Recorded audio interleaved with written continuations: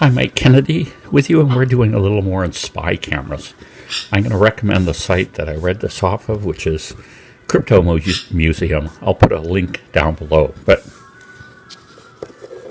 Minox cameras were used on both sides of the Iron Curtain for many, many years for spying. They had a document copying was the big thing.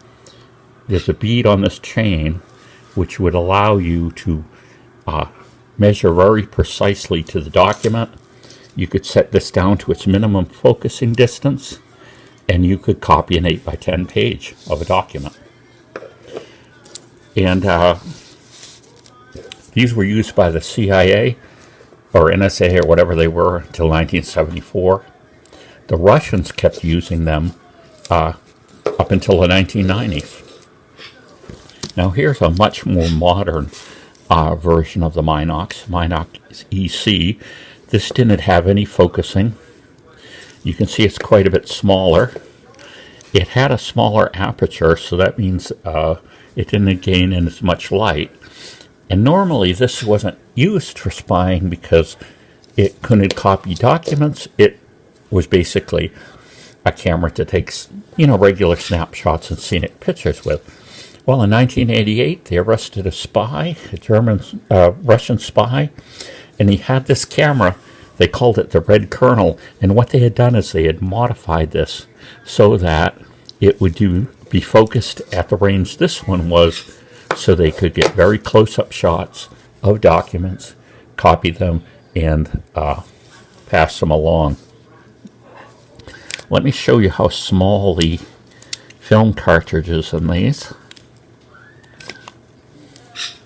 This little piece here is the film cartridge. The film is in one side. Now conceivably this is what would be passed on.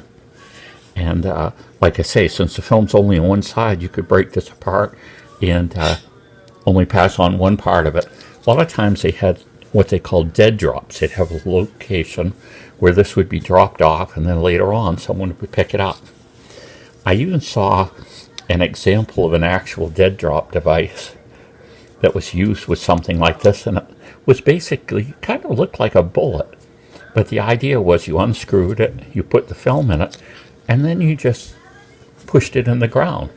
And so it wouldn't be noticeable. You'd have something this small, and it had a little bit of pointed end to it, and a screw cap. So like I say, you'd step on it, put it in the ground, and normally the only person that would find it would be the person that's looking for it. So there you go, just some interesting lore to do with spy cameras. A modified Minox EC, and much earlier and for much longer the Minox B was used. This was a standard spy issue camera. And there we go.